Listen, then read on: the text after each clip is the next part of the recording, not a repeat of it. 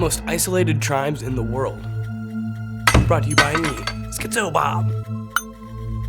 Number 8. The Sentinelese people in this picture are seen pointing at an airplane of observers flying above them. It is believed that these people have lived here for 55,000 years. This tribe is designated as a secluded tribe. They're an indigenous tribe and live on an island off of the great tip of the Andaman archipelago. They live in what is essentially a hunter-gatherer society, foraging and hunting in the jungle to sustain themselves. As far as anyone can tell, they never use fire and have no signs of agriculture. They speak a language which is unlike any other tribe in the region. It is also very inconsistent and highly unintelligible. Population estimates are anywhere from 60 to 250 people, but an accurate count has never been made. As per the Protection of the Secluded Tribes Act, India does not allow outside contact. In the past, British and Indian governments have tried to establish a connection without much success. Oh, I bet I have gone longer without the bath.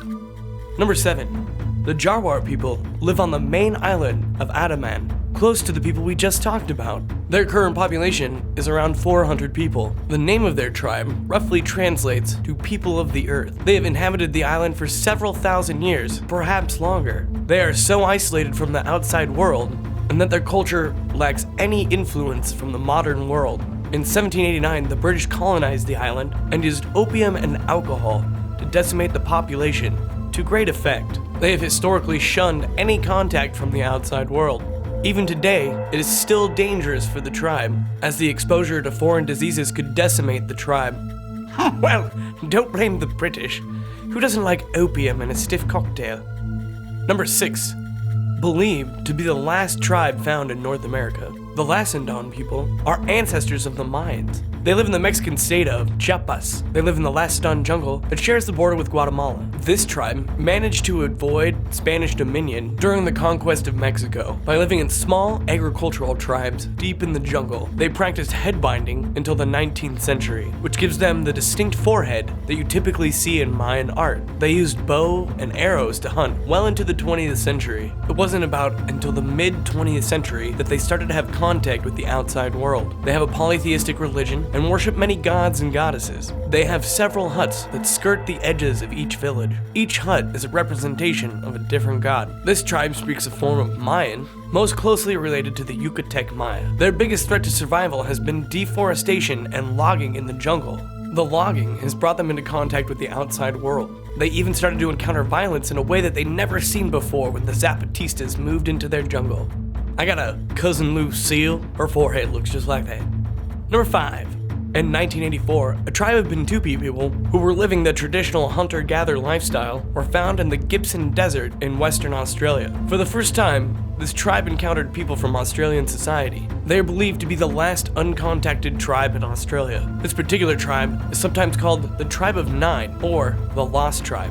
They were the last tribe to live in the traditional Aboriginal lifestyle of Australian Aborigines. This tribe was relocated then to Northern Australia because during that time, Australia was testing missiles in their area of the desert. They went through several of these migrations during the 20th century. In some instincts, children were separated from their parents and put into foster homes. This group of children is often referred to as the stolen generation. This was largely carried out by churches and Australian Parliament.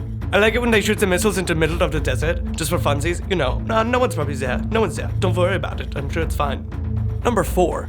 Ishi is believed to be the last Native American to live isolated from modern society. He did not walk out of the wilderness until 1911. At the ripe old age of 50, he lived out the last years of his life at the University of Berkeley. He even became a research assistant. The tribe he was from was a Yahi tribe that lived in the forests of California. In 1865, his tribe was attacked at the Three Knolls Massacre. In that attack, 40 of his kin were slaughtered by cattlemen. Ishi was 30 at the time and managed to escape with the survivors, who went into hiding for the next 40 years. When Ishi walked into the modern world, he was starving. He was found foraging for food in Oroville, California. He stirred up a lot of speculation and fervor nationally. In his time spent at Berkeley, a lot of light was shed on the Yahi culture and its language.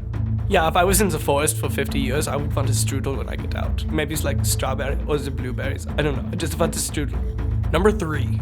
The Kruger people are a tribe of indigenous people that live in the lower Javier Valley in the Amazon basin. What is known about this small tribe was discovered by Brazilian explorer Sidney Pozuelo. This tribe is one of the last on Earth to live in complete isolation. The tribe's population is estimated to be around 150. This tribe's weapon of choice is a big club. They paint themselves with red paint that they acquire from the roku plant. They have no known religious practices, and they have a little knowledge of agriculture, but they eat mostly corn, spiders, monkeys, birds, and wild hog. This tribe was featured in National Geographic in 2003. This tribe is one of the most isolated in modern existence. You ever have a spider monkey coming right at you? I'll tell you what, it's no joke. I want a big stick too. Number 2. This uncontacted tribe in Colombia live in longhouses called Malucas. They actually live in the Rio Puro National Park, which is a part of the Amazon rainforest. In the last 400 years, the tribe has had several encounters from the outside world, mostly attacks by slave traders and rubber extractors. These interactions have made the tribe even more reclusive. In 2011, the president Juan Manuel Santos signed a bill that guarantees their rights of voluntary isolation, thus stopping interference from the outside world. Sometimes you just have to hide from the outside world. She can be a cruel mistress. Number 1. This tribe actually lives in a national park, but in Ecuador. The Tajiri are living in Yasuni National Park. They are commonly referred to as the high ground people. They live mostly by foraging and hunting. They have shunned outside contact, making them one of the last isolated tribes in the world. Almost all attempts from outside contact have been met with violence. In 1987, they even speared a missionary named Alejandro Labaca. Most recently, in 2008, they speared an illegal rare wood collector. It is estimated that their population is only around 30 to 40 Tajiri left. I wonder if getting speared was like that scene in Indiana Jones. I bet they turned that rare wood collector into the pincushion, or maybe like the porcupine, no?